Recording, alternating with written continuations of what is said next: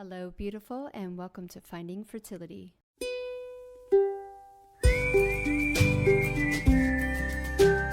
I'm your host, Monica Cox from FindingFertility.co, and I created this podcast to help get you to start thinking outside of the box and realize that your infertility might have nothing to do with your lady bits. Rooted in functional medicine and personal experience, Finding Fertility is all about looking at the whole body and finding the root cause of your infertility. Finding Fertility does not diagnose, prescribe, or treat any issues of infertility, but what we do is take a holistic approach and improve your diet and your lifestyle to get you steps closer to creating your dream family. Just by being here with me, listening to this podcast, you're already going down the right path to making your dreams come true. Let's do this together.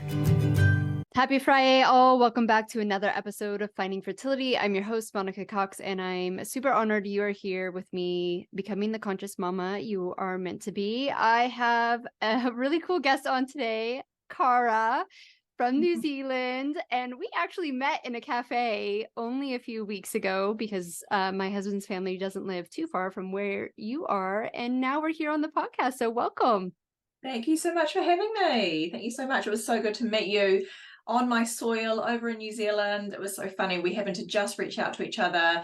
We made the connection that your hubby was a Kiwi. The next thing we know, you were coming to New Zealand, and we spent 3 hours in a cafe chewing each other's ears off because we just had so much to talk about. So it's good to connect again. Yes, I know. It's so lovely to, one, meet like-minded people, and then to actually see them face to face. Like, it doesn't really happen when you live in Hawaii. So welcome.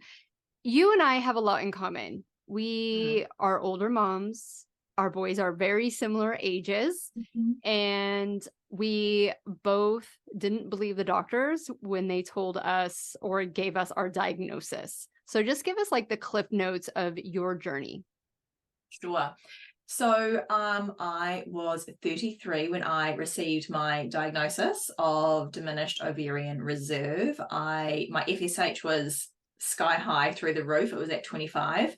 And my AMH was in the red, very low. I know it's different measurements between sort of the States and Canada and Hawaii and maybe New Zealand, so I won't give the number, but it was low. And I was told that based on those numbers that it was unlikely I would ever conceive with my own eggs, that egg donor was really my best option if I wanted to have a family. And that IVF wasn't even an option for me because even with all of the drugs, it was unlikely that I would produce even 1 or 2 viable follicles. So I was rather blindsided by that, as you can imagine. I've been trying for 6 months naturally. I did feel like something was off. I told my GP that I've been trying for a year, and he wouldn't even talk to me about it. He did the FSH and he sent me to a specialist, and then the specialist gave me that diagnosis of diminished ovarian reserve, and basically egg donor was my option, and that was kind of it. There was nothing I could do to improve my situation. I asked the question, of course, the first thing you ask is, well, what can I do to improve my fertility? And the answer I got was nothing really. So that came as a massive shock, and I just didn't believe it. I'm much like you, Monica. I was just like, I know I'm going to have 2 children. I'd always just see myself having 2 children. I knew I was having 2 children, and I just knew that this wasn't really going to be the case for me. Like, yes, these are my numbers, but I'm not going to make this mean that I'm not going to go on to have my children. There are things that I'm going to do that is going to support me to have my 2 children. So my specialist said to me, look, you could try a few IUIs if you wanted to, but then we'll need to regroup and talk about egg donor. I mean, this is how certain she was that I would never conceive with my own eggs. But I'd need to do it quickly, right? Because as far as she was concerned, I was a ticking time bomb. You know, my eggs were literally depleting by the moment. So there was a lot of time pressure from her point of view. And I was just like, no, I'm taking 6 months to really look at what I'm doing to support my fertility, and the best route for me to support my body and my mind and my spirit to get everything as aligned as I can before I jump into that IUI, which I was given a 6% chance of that being successful. So I did that, and over that 6 months, initially I'd gone from hypervigilant, panic stations, take it all, do it all, read it all, and I just felt the burnout. I could just feel it coming for me, you know, so I knew this was not the path to my baby. And I took a massive U-turn and just looked into all the ways that I could support my fertility through my subconscious programming and through energetics and through slowing down and being more in my feminine, and doing a lot of things like that, which I did for 6 months in the lead up to this IUI. Yes, I still supported my physical health, but I wasn't as restrictive with it. I'd still have a glass of wine with my girlfriends, you know. I just really took down the barriers to all of the things I thought I had to do around, you know, fertility rules. And I just went with what felt right. And I went into that IUI, and cut a long story short, that is now my oldest boy, who is 7.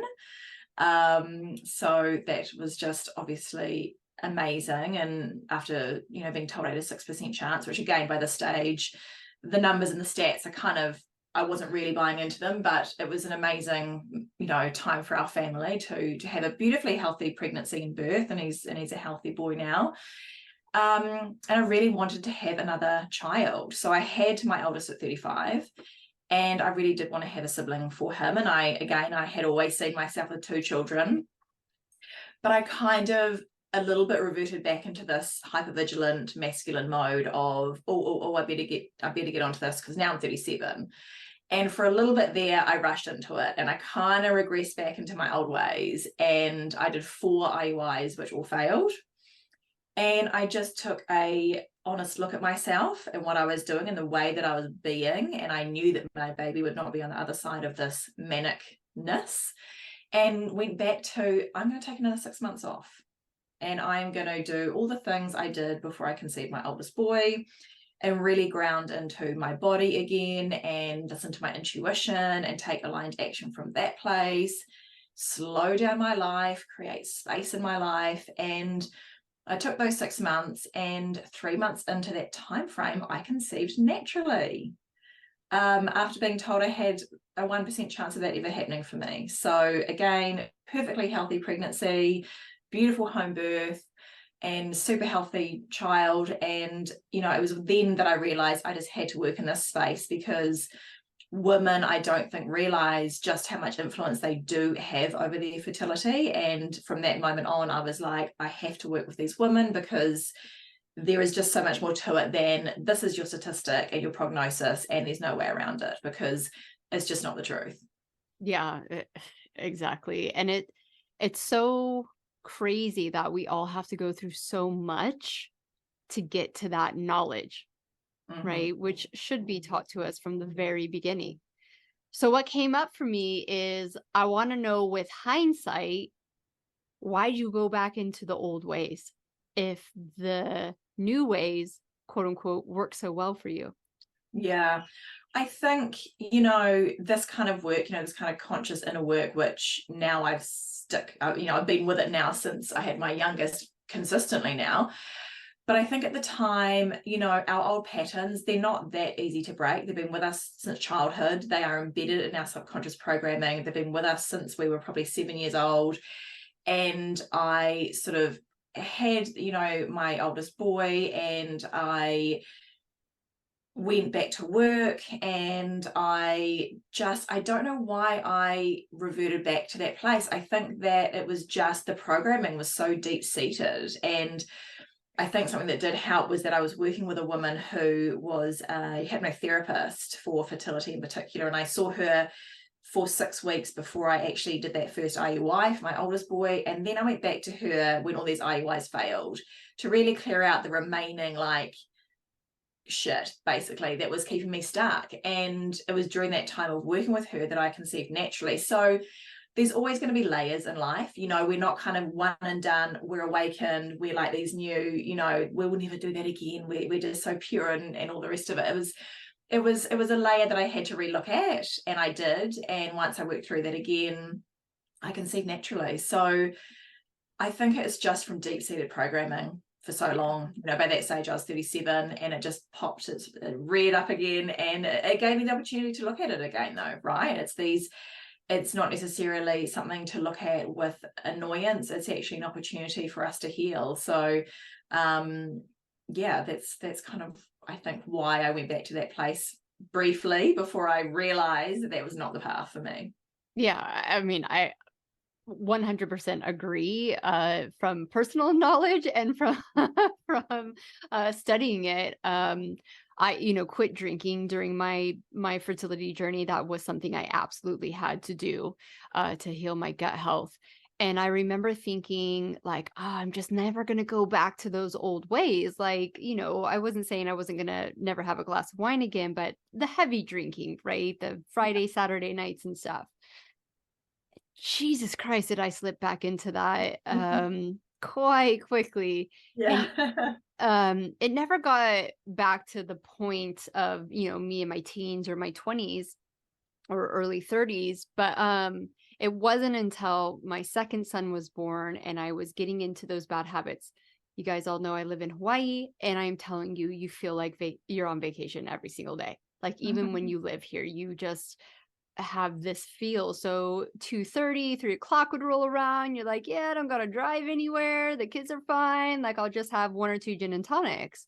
Well, if you're doing that every single night, and it was affecting my health again.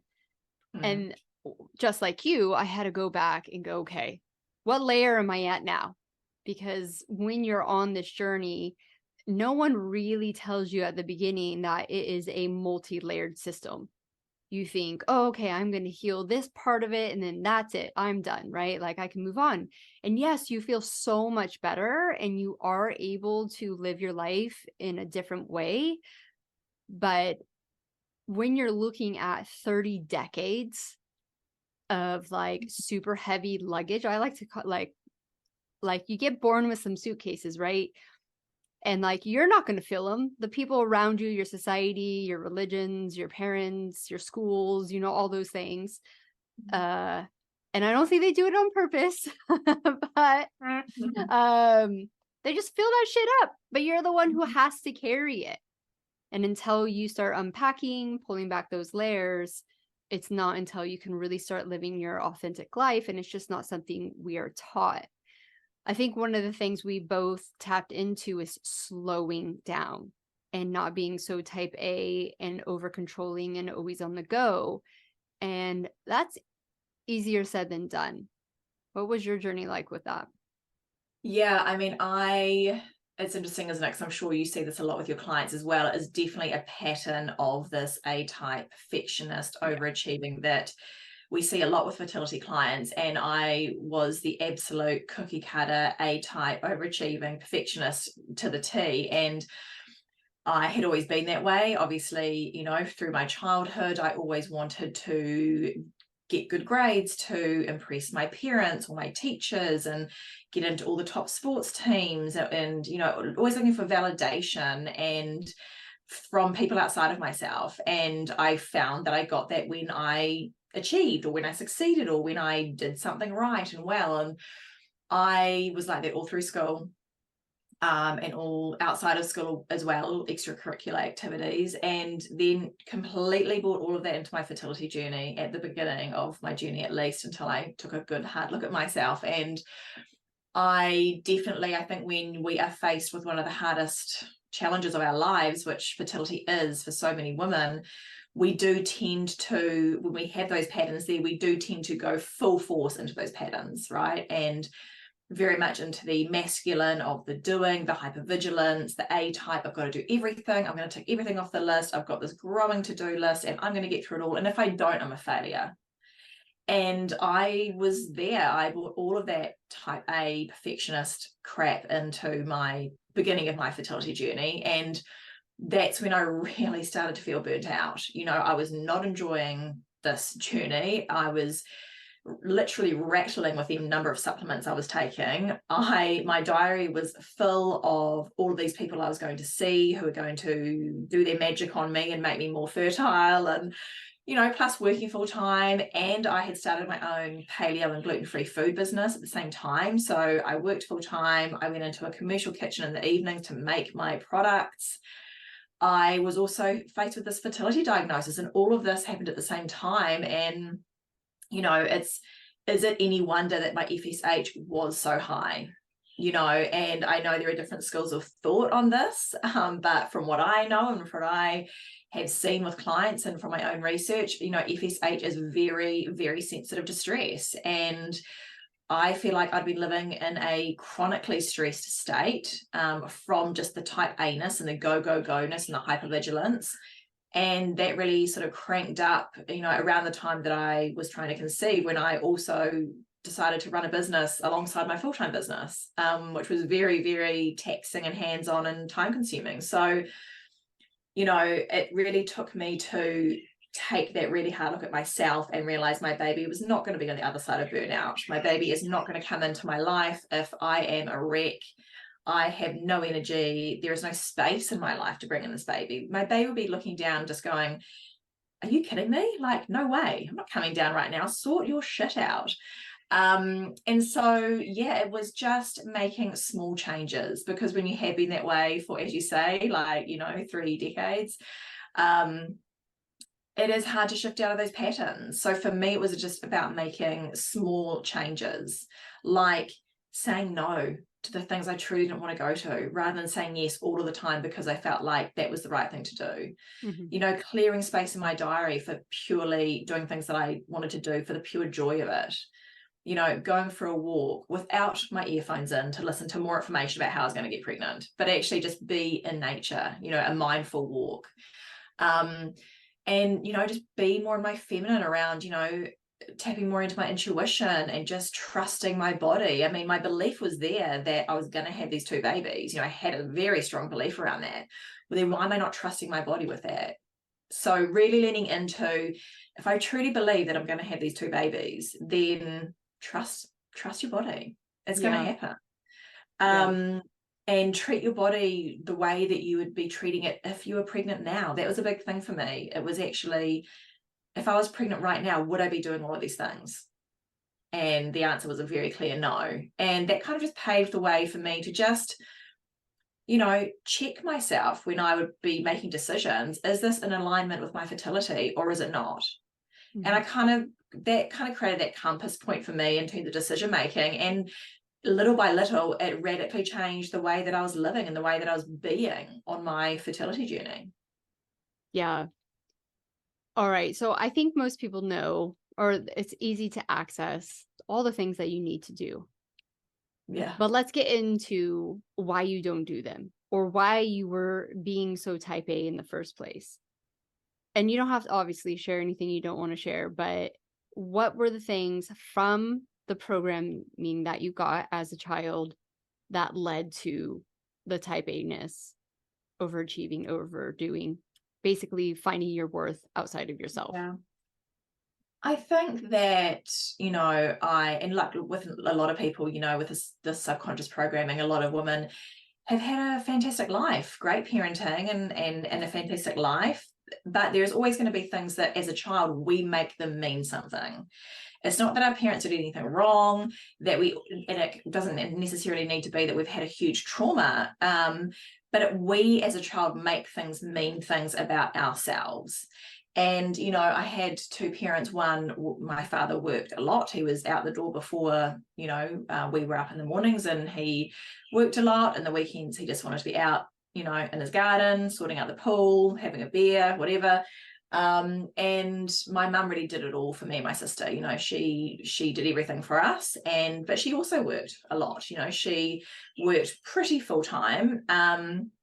And I think a lot of the programming for me was around, to get some attention, was to be like, hey, I got an A on this, or hey, I just won a gold medal in my dancing competition, or, whatever it might be. It was like that. I guess I made my environment mean in order to get a bit more attention, then I would need to succeed and overachieve and do things perfectly. And my parents didn't expect that from me. That was what I interpreted it as for myself, as the meaning for myself. So I think it came from, just the perfectionism came from there, the wanting to do well, get the good grades, get the good job, get the good job with the right kind of company, and all of those things that really materialistic things that mean nothing, but it was like ingrained in me. And I think it just came from childhood programming of, this was the way that I felt validated, this was the way that I felt like I had a place in the world, that I was worthy, that I was good enough for myself and other people. And it's not a conscious knowing until you start learning this stuff. It's just in there, it's just your patterns. And it isn't until you realize that it's the subconscious programming that has basically created you as an adult today, and it stems from your childhood. So that's kind of where it came from. And it was very much in full force and almost in hyper mode. It almost went to another level after I got my fertility diagnosis. Yeah, it's just that added layer of extra stressness, right? And Yeah. the reality is that you were able to achieve everything that you wanted to achieve in that mode, right? So that your brain's like, well, that's how we do it. So keep going. But the sad reality is that you've literally contributed to your fertility issues in that mode. Absolutely. And I think that's, for a lot of people who don't have the quote unquote big traumas, kind of are just like, WTF. Like, I knew I was like, I didn't really understand a lot of, and I didn't even know this word, programming, that I was running until, it didn't happen in my fertility journey. It really happened in motherhood and entrepreneurship. But I think a lot of women are seeing, okay, I'm doing the diet, I'm doing the lifestyle, I've detoxed everything in my life, right? I don't touch receipts, I over supplement, which is actually bad for your health. But, they think they're doing all the right things, all the tangible things, because they've just been in that mode for so long. And if you can just stop and take a look at why you're doing these things and just get radically honest with yourself. And like you said, following that intuition, getting still, getting into your body, the answers literally come to you. And it's the craziest thing. And the sad thing is most women don't even trust that until and I know I went through this. Like, there's many times my intuition, higher self, spirit team, God, whatever, were like, absolutely not, do not do that. And I did it anyways. And it made my journey more heartbreaking, more expensive, and longer. And it wasn't until you can just look back and go, oh, okay, I do have a feeling around this. I'm going to follow that feeling, even though everyone around me thinks I'm nuts. And the doctors tell me that I can't. We're going to pause this episode right here. So make sure you tune in next week as me and Cara continue our amazing conversation. Thank you once again for tuning in to the Finding Fertility podcast. If you're loving this podcast, please leave us a rating and review and let us know how this podcast is supporting you to get steps closer to creating your dream family. I hope you have a beautiful weekend, and we will see you next Friday for another episode of the Finding Fertility podcast.